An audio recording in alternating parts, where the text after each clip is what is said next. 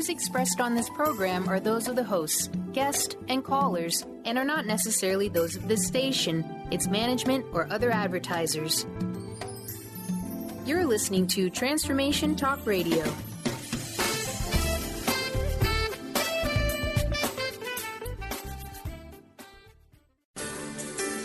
On the cutting edge of the new mainstream, Christine Upchurch is passionate about bringing together science, psychology, and spirituality in a way that can be applied to our everyday lives for true transformation. The Christine Upchurch Show, stellar conversations to illuminate your journey, engages some of the most inspired visionaries on the planet in lighthearted, lively dialogue. Join us as we explore the expansive nature of reality in a down-to-earth way, offering you insights and tools, empowering you to become that bright light you're meant to be. Now, here's your host, Christine Upchurch. Hello, everybody. Welcome to the Christine Upchurch Show, where we have stellar conversations to illuminate your journey. I'm speaking to you today from sunny, cloudy, rainy, who knows what, Seattle. Ooh, the potpourri of weather today. Yes, exactly. Yay! Here at Hubbard Radio on KKNW AM 1150. You may be listening somewhere in Connecticut, Rhode Island, or New York on WBLQ AM 1230, somewhere across the United States on cable radio network through your television, or anywhere around the world on Transformation Talk Radio. But I tell you, wherever you're listening from today, you're going to be really glad you joined us. We are going to be talking about something very fascinating, but I'm not going to tell you what that is quite yet. First, I want to say hello to my better half here in the studio who allows you to hear these wonderful conversations.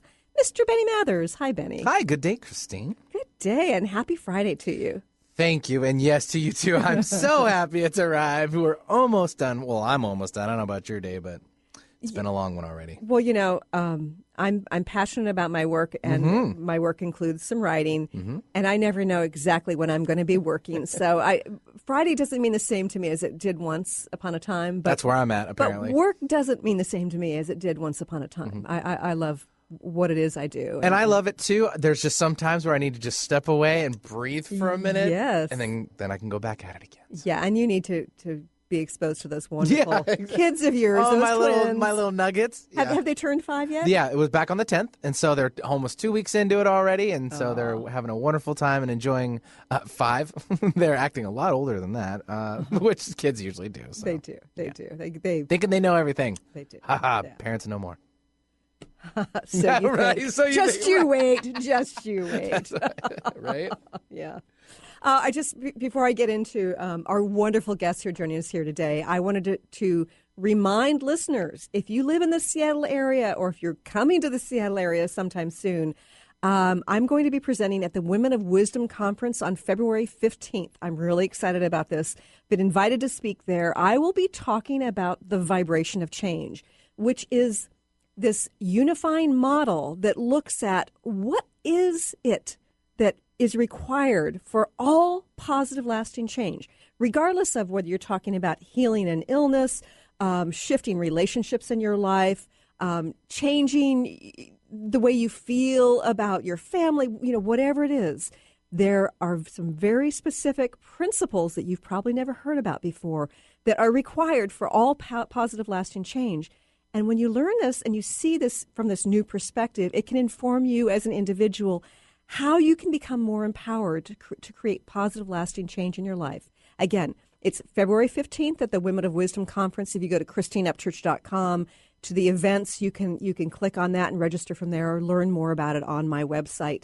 Okay, so enough of the announcements, enough of the chit-chat. I want to share with you what we're going to be talking about today. Today we're going to be talking about spiritual dimensions of life before birth. We've talked about past lives recently. We talk a lot about our lives as they are, here as we're processing them as adults and processing things from childhood. But right now we are talking about life before birth. Do we choose our parents before birth? Is there a pre-birth state of consciousness? And if so, what is it? And are there people who remember this so that they can, at this stage of their lives or as children, share with us what it's like to choose, what it's like at conception, what it's like to be in utero with your family around you doing what they do, and how does it inform us in terms of who we are in this life? So, Doctors Elizabeth and Neil Carman have written this wonderful book. It's called Cosmic Cradle, Spiritual Dimensions of Life Before Birth. And they have done a lot of research, not only collecting information from people who have these memories, but connecting it to various cultures around the world. Memories of birth, memories of time in the womb, and what is it that is our spiritual existence, our consciousness, so to speak, prior to conception and within the womb. Elizabeth Carman is a pre-birth educator. She's got a BA in psychology. She has an honorary PhD for pre-birth research. And Neil Carman, he has taught biology and the science of consciousness at the University of Texas in Austin. Texas is where I'm from originally, so I've got a deep love for that area. And together again, they are the authors of Cosmic Cradle, Spiritual Dimensions of Life Before Birth, 100 pre-birth stories from contemporary people, as well as pre-birth reports from 108 cultures. I'd like to welcome Elizabeth and Neil. Thanks for joining us here today. Welcome. Thank you so much. We're so happy to talk with you and share what we're finding out. You know, Christine, it's great to be here. This is fascinating research, and the stories themselves are really interesting. I'm curious, though, considering, where you've come from, what inspired you to begin researching this further and ultimately writing this book? Well, I'll have to start answering that question just briefly. I've always been interested in what's beyond the normal experience, or what humans can experience beyond what we see with our five senses. So this subject came up to me when I was doing some research on a magazine article on women who are giving birth without pain. And that was the doorway that just led into this whole subject matter, this topic. I had no idea that babies were conscious in the womb. They remembered where they were before they came into mother's womb. They chose their parents. All these kinds of stories started flooding in. And so Neil and I have been researching this together. It's just been a wild adventure that it never stops. So we are getting stories every day. We are getting ready to launch our third book. We have a fourth book waiting in the wings. Wow. The amount of information and inspiring stories we're getting worldwide is just breathtaking. We're real excited about our work. That's really exciting. So, Neil, if you have been working in biology and science, what drew your interest into this about the consciousness before birth? Well, I've always seen that there is a science of consciousness, and this has been emerging really since the 60s and 70s and 80s, and I participated actually in a brainwave research project when I began to practice meditation on a daily basis in the 1970s. So both Elizabeth and I have been explorers and investigators in the science of consciousness for over 40 years. And so that kind of led to this whole new area that we didn't expect, but we have learned a great deal from these souls, babies that are seeking to be born on Earth at this time. And so we began to get these reports from mothers, and now we're having them come in from around the world. Wow. So can you just share with our listeners an example of a story? Because there are all these fascinating and some of them very different stories. What sorts of stories are out there? Well, we aim to find the strongest stories, the ones that have evidence backing them up when a child tells a particular memory, or adults. A lot of adults are remembering this from childhood. And if there's some element of their story that is verifiable, for example, Mom, was I placed with you and Dad when you were in the front seat of a car? What? We don't talk about that. Well, this little boy named Rennie asked his mother that when he was 7 years old. He'd been having this videotape in his mind for, since he was a youngster, and he didn't talk about it, but finally he mentioned it to his mother, and his mother just cut him off immediately. And so he didn't talk about it. He held it in, and by the time he's 25 years old, he's wondering, well, other people aren't talking about choosing their parents, aren't talking about seeing their mom and dad in bed, conceiving them. Well, maybe there's something wrong in my brain. Maybe I need to go and get some therapy. So he thought, well, let me put it to rest and go home and talk to mom and dad. So he's in the military. He's a 25-year-old man, married. He goes home specifically to settle this issue. Is he okay? Maybe I need some help. And he sets them down and says, I want to talk about my conception. And do you remember where I was conceived? And his mother said, oh, that's over 25 years ago. How can we remember that? Uh-huh. He said, well, what if I supply some details? Would you be able to verify them? So the mom and dad were starting to turn red in the face, but they said, okay, what do you remember? What do you want to say about it? And so he said, well, he remembered them in a car. Uh-huh. They were driving along a quiet country road, kissing and hugging in the front seat. Uh-huh. And there was his little sister in the back seat, sleeping, lying down with her head towards the driver's side, hands up above her head. He described all these minute details, and he said, you pulled the car off on the side of the road and opened the door, and he described everything. And the parents said, "What?" Oh my goodness! And the mother said to the father, "Gus, you haven't been talking to this boy, have you?" He said, "No, Hilda, I won't talk about that." So they were extremely embarrassed, but he got a full confirmation that this memory that he had of he actually was on he could describe it like a ledge in an assembly of souls. Uh-huh. Each soul had a guide with them, and they were looking down at earth, and he was actually given a choice of 3 sets of parents.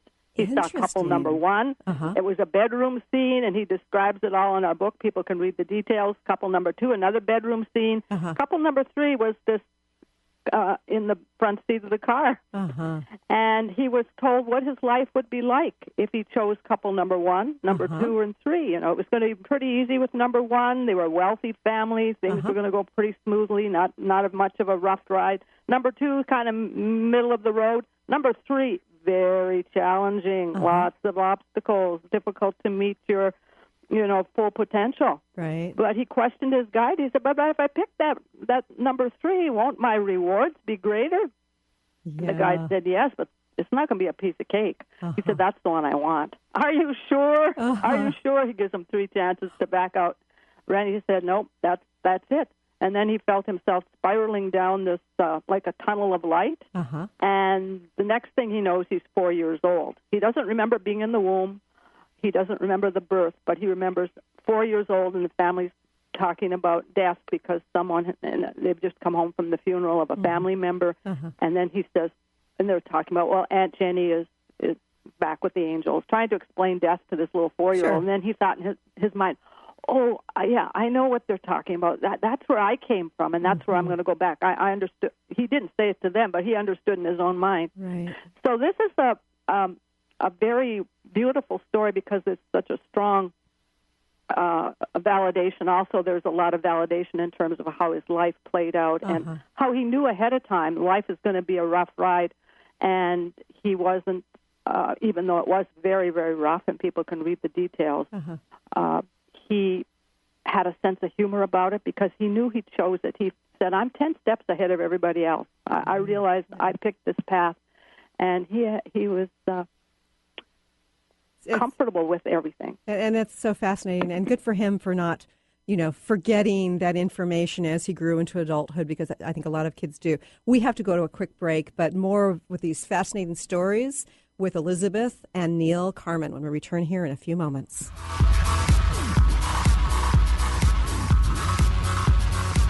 My mama told me when I was young, we're all superstars. She rolled my hair, put my lipstick on, in a glass of her boudoir.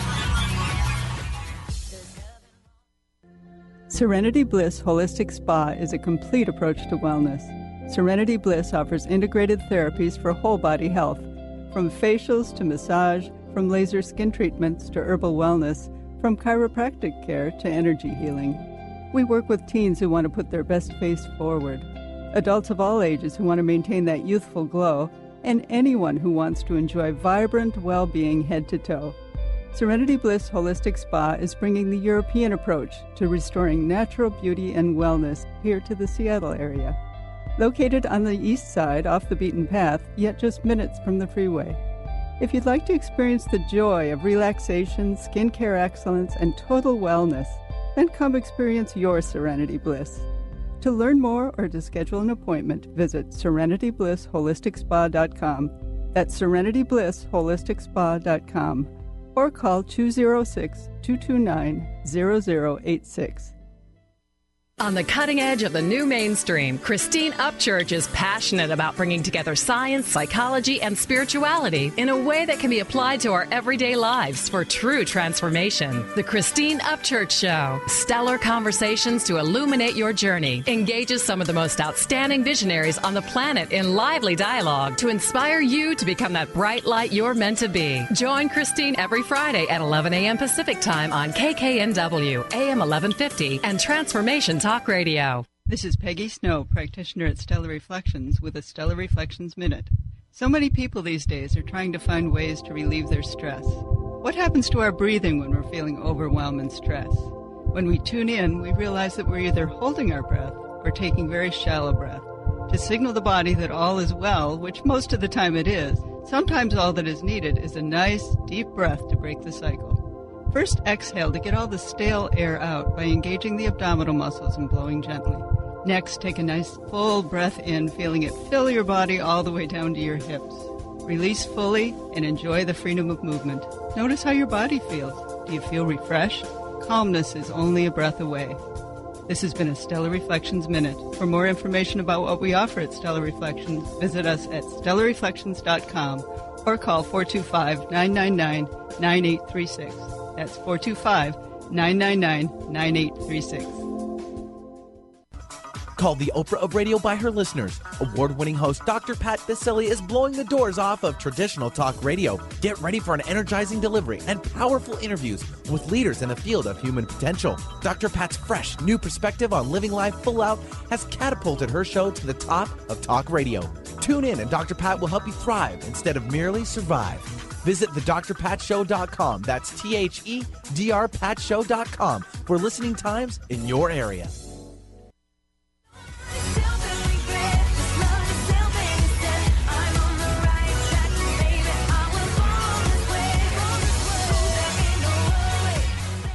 Welcome back to the Christine Upchurch Show here on KKNW, CRN, and Transformation Talk Radio. I'm having a conversation today with Drs. Elizabeth and Neil Carman, and we're talking about pre-birth memories and the dimensions that we come from and the information, that they have gathered, and a whole lot of stories, as well as looking at cultures, across the world and seeing validation there. Neil, we've already heard a fascinating story about somebody who actually got to choose, which set of parents and the validation that came through, which is just fascinating in and of itself. I'm wondering, though, Neil, do we end up having some sort of communication with our parents sometimes, before conception, after conception?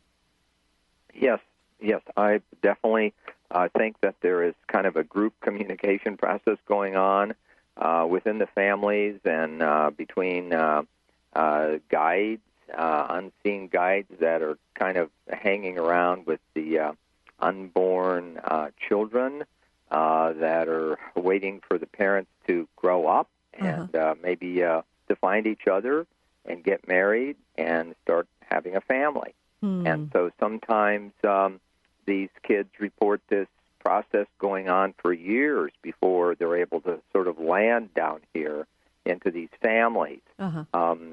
So there's just all kinds of reports that this is a long-term planning process. It doesn't appear to be one that's kind of in a spur of the moment or serendipitous, happening, just in an instant.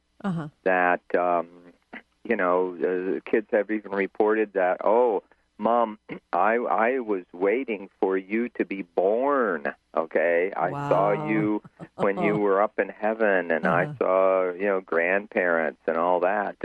And so a few cases, the children have reported that, they talk to their parents about, you weren't born at one point, okay? Mm-hmm. And maybe the child was in another body in another life. So anyway, definitely there is a process involved, a planning process, and an agreement among many different souls involved. And so what appears to us to be kind of just an accidental process, it's not. Right.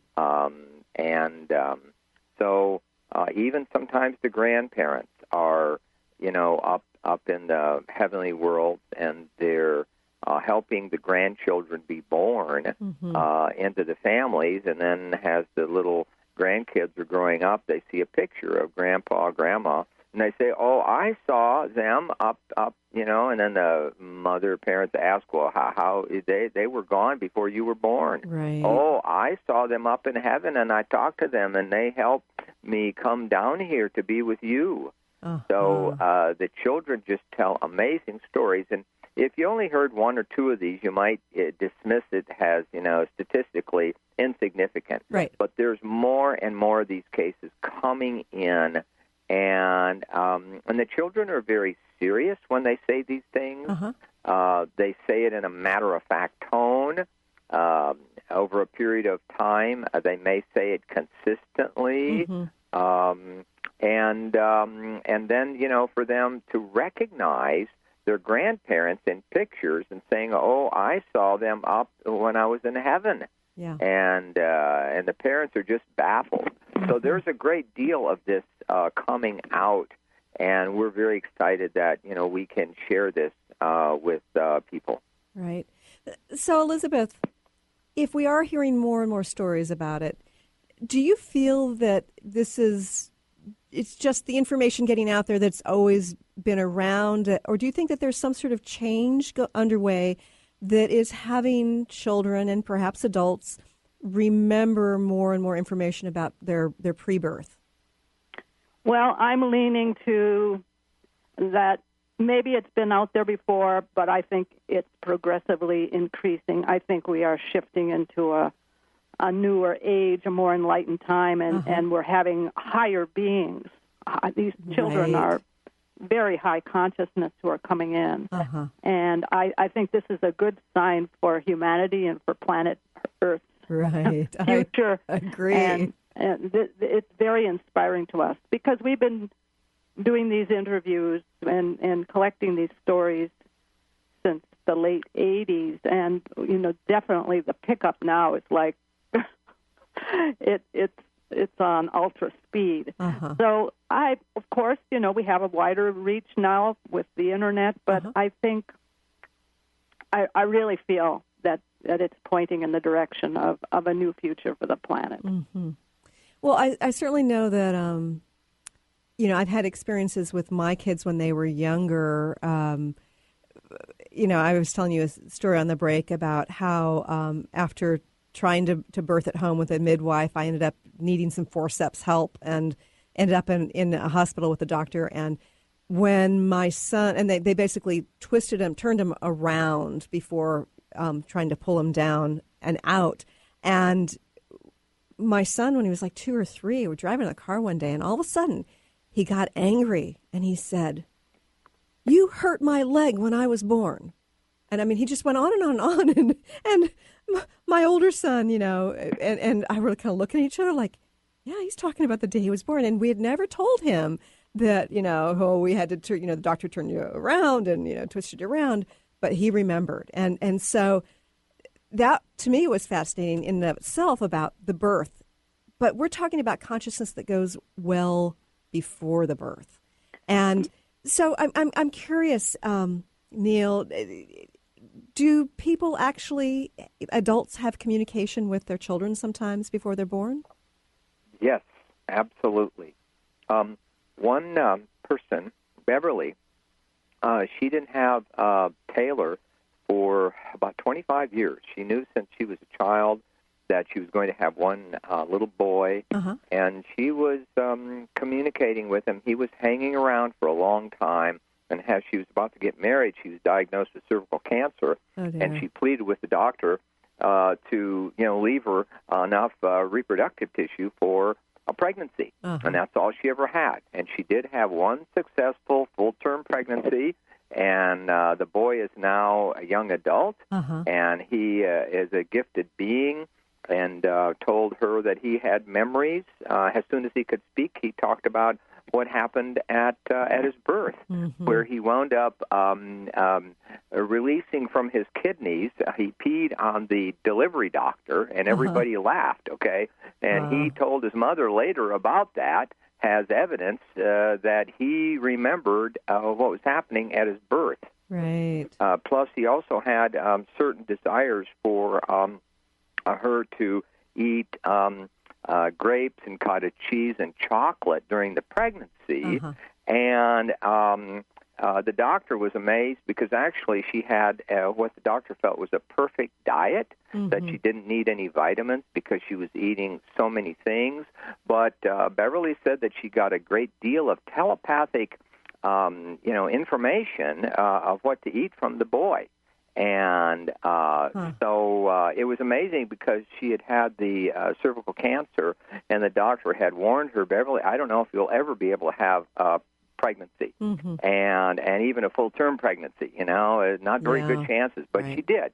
And so it's an amazing story, and Beverly credits little unborn Taylor with communicating with her as to what to eat every day. And so that's documented in our book. Yeah, and that on some level he had the wisdom to know what exactly she needed to eat, and then the telepathic communication is fascinating. And the medical doctor, by the way, was quite amazed because most of the pregnant women need to take vitamins and so forth. But she said, if I could just get other pregnant mothers to eat as good as you were eating, Beverly, my job would be easier. So, Beverly was just amazed. And, of course, her husband was rather also surprised because she'd eat a meal, and then she'd get out the grapes and cottage cheese and maybe some chocolate, and he'd say, gee, you just had a meal. Why are you? Well, this is what Taylor wants me to eat. Well, he wasn't Taylor yet, but she knew it was going to be her son. And so it's an extraordinary story. Yeah. This is all very fascinating information, and we're going to go to another quick break. But when we return, I'm going to hear from Elizabeth and Neil about why it is this is important information and how it can help to shift our world as we become more aware of these stories and more accepting of them. But we have to go to a quick break. More in just a few moments.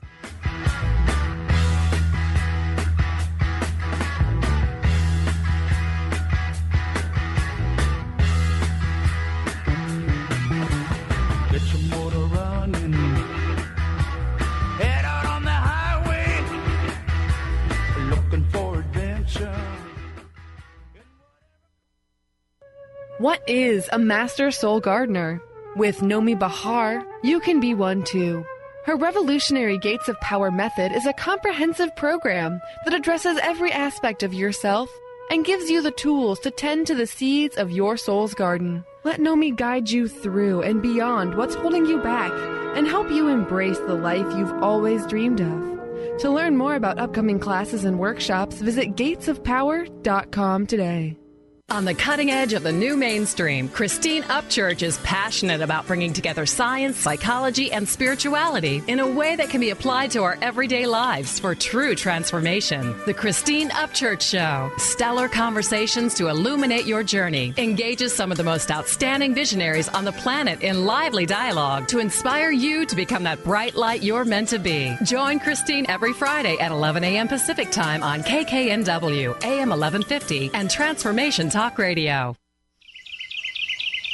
What if your body and mind were the compasses to the secrets, mysteries, and magic of life? Glenna Rice, co-host of The Questionable Parent, is inviting you to access all that is possible. Glenna is a 10-year certified veteran access consciousness facilitator who offers an amazing variety of life-changing classes and workshops. Work with Glenna from anywhere with teleclasses and workshops all over the globe. To learn more and see Glenna's current schedule of events, classes, and workshops, visit glennarice.com. I'm Christine Upchurch, and this is a Stellar Reflections Minute. For centuries, spiritual traditions have talked about how humans have an energy field, or aura, surrounding them. Although skeptical scientists refuted this for decades, science is now beginning to catch up with spirituality. Scientists can actually measure light emanating from living beings, so they can measure the human aura, which in scientific terms is known as the biofield. Many medical practitioners around the world use an instrument to evaluate a patient's biofield for the purpose of diagnosing illness. They understand that imbalanced or insufficient light in a person's energy field indicates a physical or emotional problem. The good news? There are ways to balance and increase your light, resulting in greater well-being. For more information, please check out stellarreflections.com or call 425-999-9836. That's 425-999-9836. What if we really didn't have to die to go to heaven? Are you curious about the afterlife or rebirth? The highly anticipated new book from author Dr. Susan Allison, You Don't Have to Die to Go to Heaven, is available now. Find out how to find guidance and healing in the spirit realms. Order the book today and put it on your must-read list for 2016. Visit drsusanallison.com to learn more.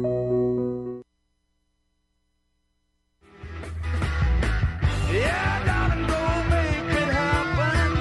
Take the world in a loving embrace. Fire all of the guns at once and explode into space. I like smoking lightning.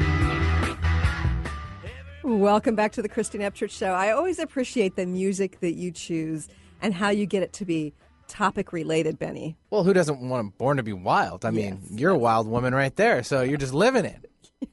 You're speechless, I know, I can tell. I'm a little confused, actually. Why? You live wildly in your own way. You're right. Okay. Through the expansiveness of looking at reality in a new way and experiencing reality in ways that are beyond the norm. So you're right. Born to be wild. We are indeed. Hence my connection. Yes. Thank you, Benny. Today I am chatting with Elizabeth and Neil Carman, and we're talking about life before birth.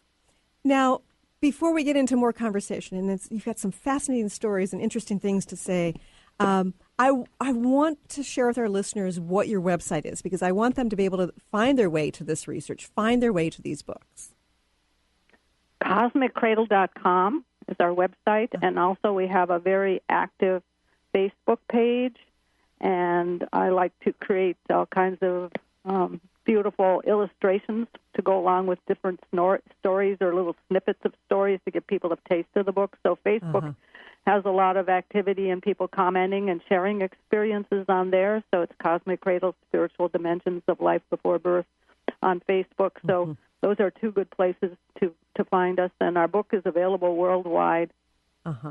And, that's actually the way I found my way to you guys. Now, we get inundated with requests from publicists, from authors, from speakers to be on the show. And so it's unusual that I just find my way to something and it's like kind of like this big, I really have to talk to them.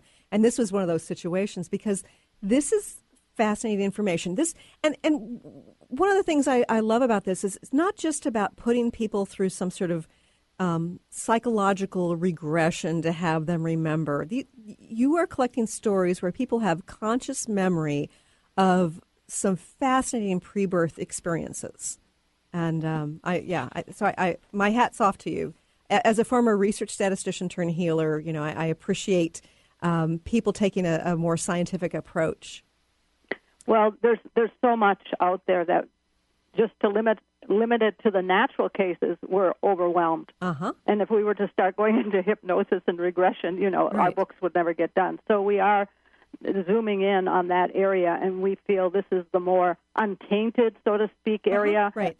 Because adults sometimes, there's a lot of question marks about some of the things that come up in hypnosis. So we don't want to deal with the skeptical side of that part. And it's not to say that it's not valid that if it comes up in hypnosis or through like psychological inner work, but it's just got a different kind of potential taint to it.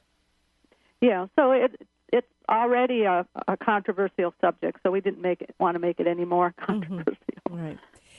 So if there is this communication sometimes between the unborn, the spirit of the unborn, and the parents, is there anything that expectant parents can do to kind of open themselves to encourage this kind of communication?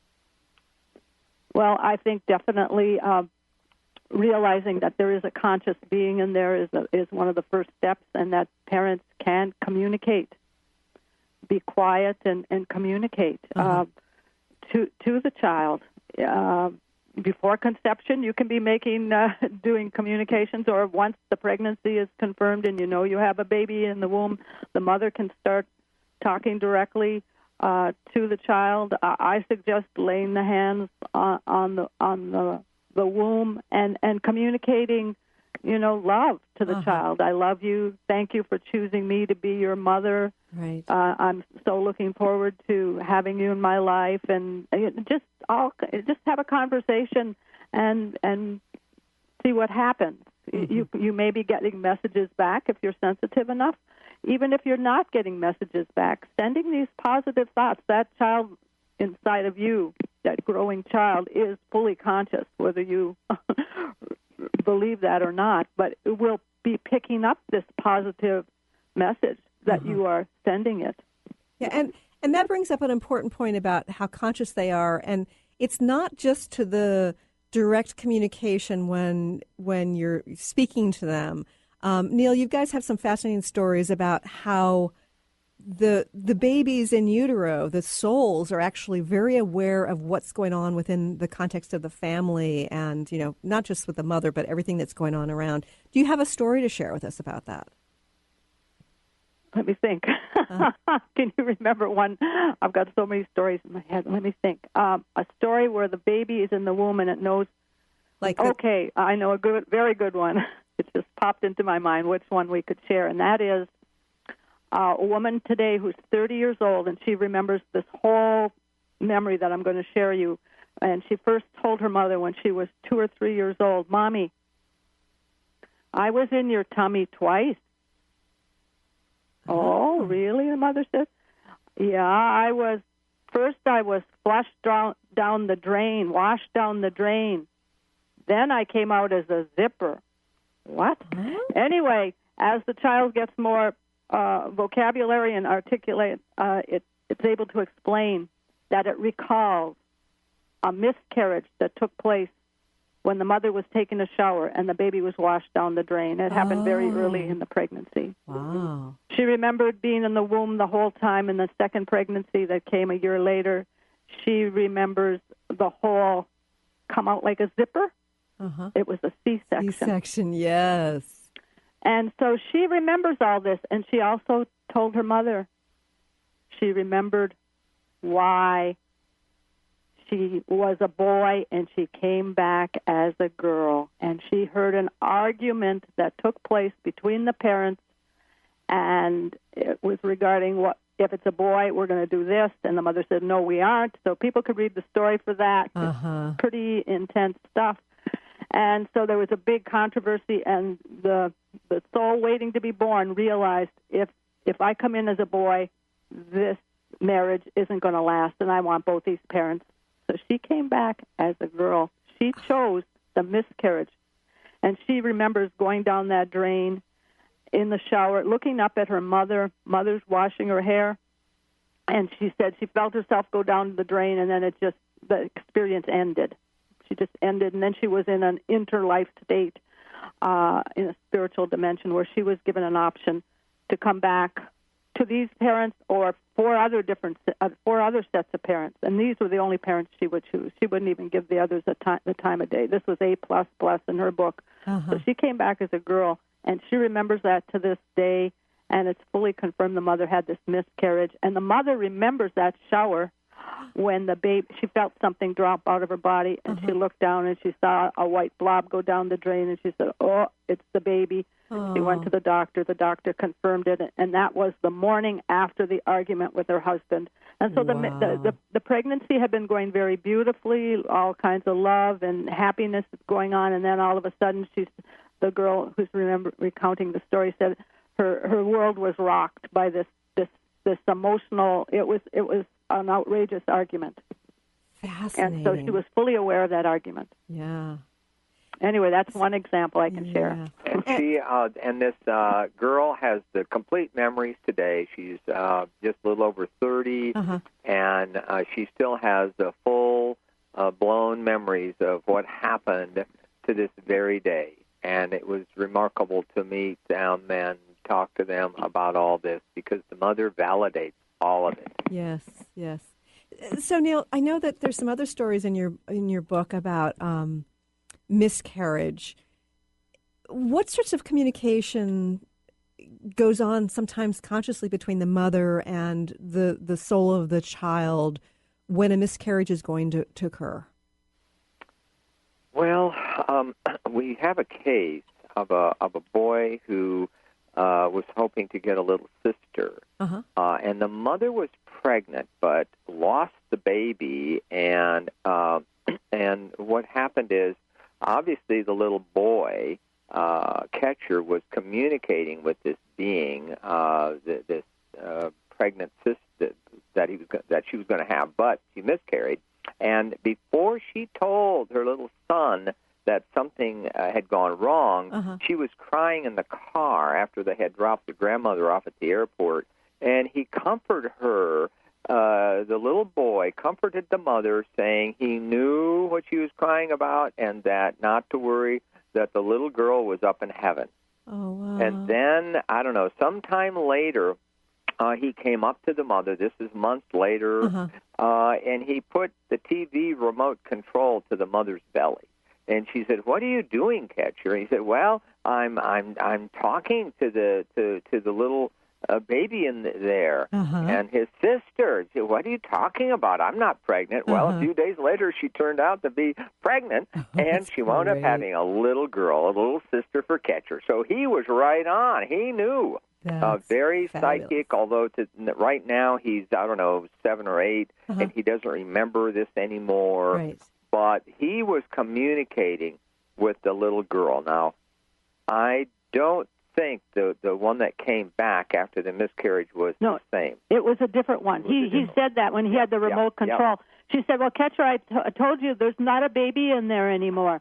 There isn't one in there." He said, "No, Mama, it's a different baby. It's a different baby this time." Yeah. So these children have this knowledge, and it's available to the parents if they become calmer and they meditate and they listen. Anyway, the communications lines are open all the time.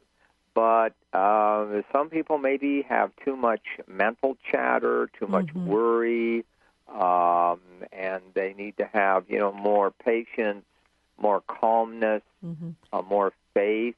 And perhaps open their minds to this possibility, because I think what happens is we get culturally, in at least most cultures, and we'll talk more about cultures after the next break, but we in this culture are taught that certain things aren't true, and so many parents don't even think about it as, the potential for being real. Right, and the doctors don't believe this stuff either, although some of them are coming around. Yeah, well, that's great, and I'm so glad that, there's research, scientific research that's starting to validate many of these fascinating aspects of the cosmic cradle. We have to go to another quick break, but more with Elizabeth and Neil Carman in just a few moments.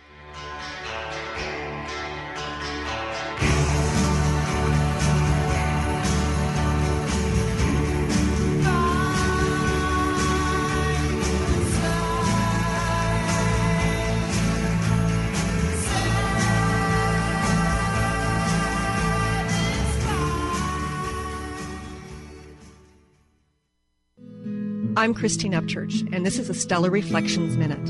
What does the word healing mean? Many think that healing merely means eliminating symptoms. However, based on my many years as a healer, I have a much broader perspective on the word. Healing can manifest in a variety of ways, including having physical problems resolved, becoming more emotionally centered, experiencing better relationships, gaining greater clarity, and feeling more spiritually connected. True healing always includes some level of transformation. Whatever form healing takes, there is one commonality, an improvement in quality of life. To me, the highest form of healing goes beyond aligning with wellness. It comes from recognizing our soul's voice and allowing it to speak through us. And in that sense, don't we all yearn to heal into our wholeness? Please visit stellarreflections.com or call 425-999-9836. That's 425-999-9836.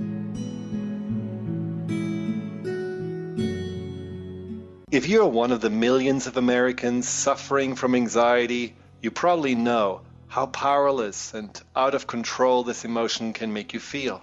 This is why it is so important to remember that anxiety is created by your mind, which means that you can learn to use your mind to uncreate it. Hello, my name is Dr. Friedman Schaub. My award-winning book, The Fear and Anxiety Solution, provides you with a step-by-step breakthrough process to understand and resolve the root causes of your anxiety and build a solid foundation of confidence and inner peace. If you're ready to take your power back, visit thefearandanxietysolution.com. That's thefearandanxietysolution.com or call 866-903-6463. That's 866-903-MIND. Have you been seeing numbers like 111 and 222 everywhere you go? Do you feel that the universe may be trying to get your attention, perhaps offering a message of some sort? As it turns out, numerical patterns and certain types of geometry form the very fabric of our reality, from cells under a microscope to the astronomy of our night sky. At Stellar Reflections, we offer special sessions which tap into these patterns, designed specifically to support you on your journey. The 111 and 222 activations are sessions activating new patterns in your energy field, which in turn can help you create new patterns in your life. After just one session with a practitioner, either in person or via distance, clients report gaining greater clarity, becoming more intuitive, and honoring their inner truth as they move forward in their lives. Curious about what these transformational sessions might do for you?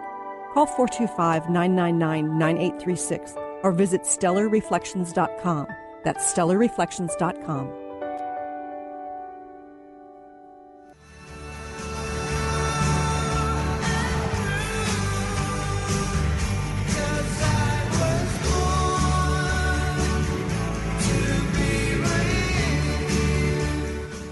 Welcome back to the Christine Upchurch Show here on KKNW, CRN, and Transformation Talk Radio.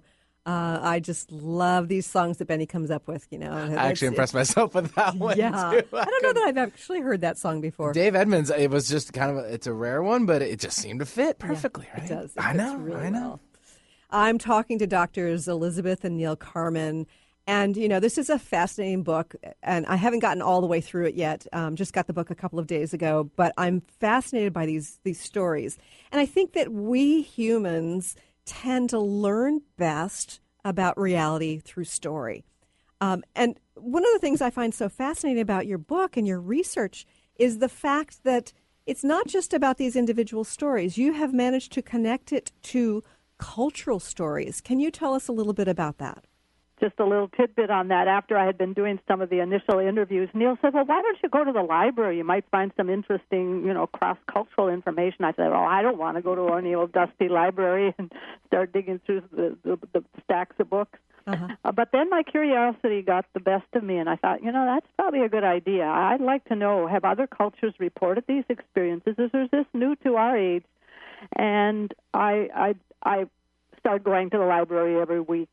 And I just was amazed at everything I was finding. And the most significant one in terms of the spirit pre-birth communication comes from Australia, where there were probably 500 different tribal groups there, all very unique and different, and yet they shared this one concept, and that was that the father had to have contact with what they called a spirit child before the wife or the mother could become pregnant.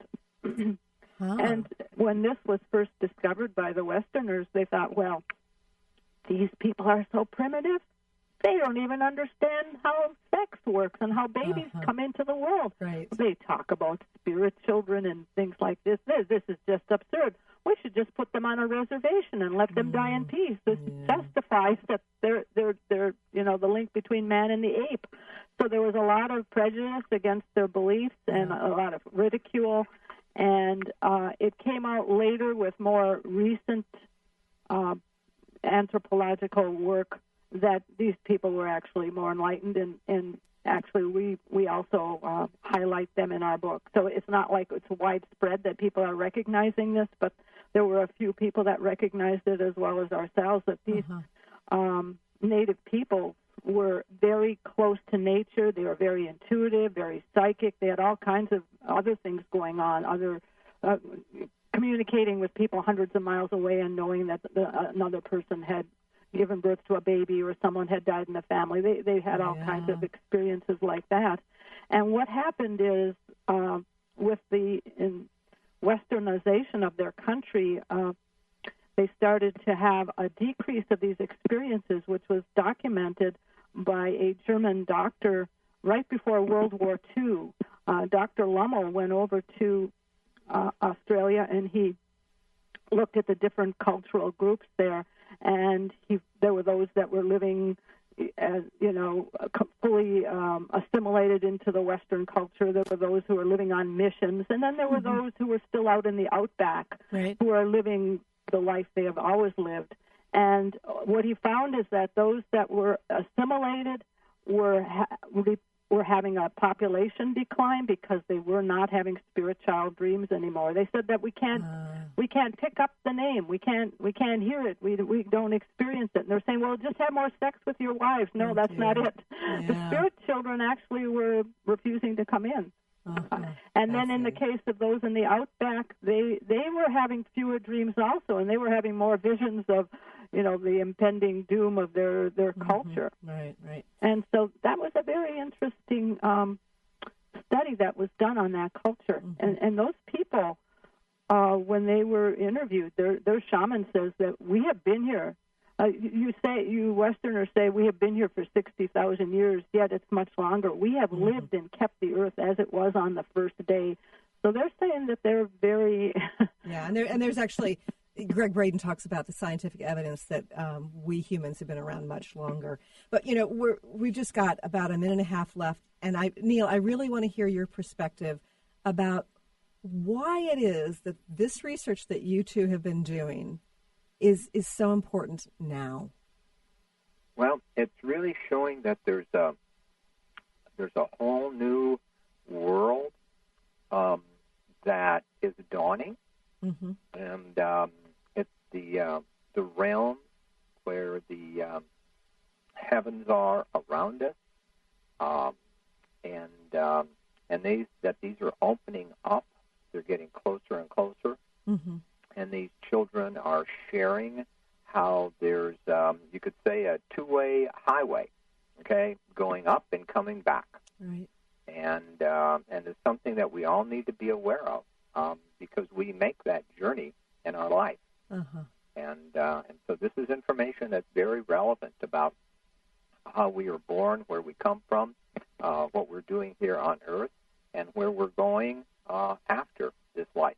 Yeah, and I think if we have additional validation for being spiritual beings, and really this is what your research is doing. It's offering additional validation that we are truly spiritual beings. Then it seems like that's got to shift our own personal reality, which ultimately has to shift the reality of our planet as well, right? Yes, absolutely. Yeah. So. And I think that as some of the parents that we talk to go through amazing shifts in their consciousness as they learn about, what the children tell them about miscarriage or, their grandparents, whatever, the shift in the parents in many cases is quite remarkable. Yeah, and this, again, is a fascinating book, Cosmic Cradle, Spiritual Dimensions of Life Before Birth by Elizabeth and Neil Carman. Neil, Elizabeth, thank you so much for joining us here today. I'm so excited about learning more, and I know you've got another book underway and doing a lot of research about children's memory. So you have to promise me to come back on the show when that book comes out. We would love to. Thank you so much, Great. Christine. Thank you. Thank you, Christine. Okay. And again, it's cosmiccradle.com, and I'm really enjoying this book, and I encourage you to check it out. And I want to thank you for joining us here today. It's always a pleasure to talk with you. And if you ever want to hear the archives, you want to listen to the show again, you want to listen to other shows, go to my new website, ChristineUpchurch.com. That's ChristineUpchurch.com, and go to the radio show page because there's some fascinating shows, and this is going to be archived there as well. Thanks so much for joining us here today. I look forward to chatting with you again sometime soon. Bye, everybody. You've been listening to the Christine Upchurch Show, stellar conversations to illuminate your journey. Each week, this show engages some of the most outstanding visionaries on the planet in lively dialogue to inspire you to become that bright light you're meant to be. Join Christine every Friday at 11 a.m. Pacific Time on KKNW, AM 1150, and TransformationTalkRadio.com. For more information about the transformative healing work of Christine, visit www.stellarreflections.com. And for weekly topics, visit www.transformationtalkradio.com.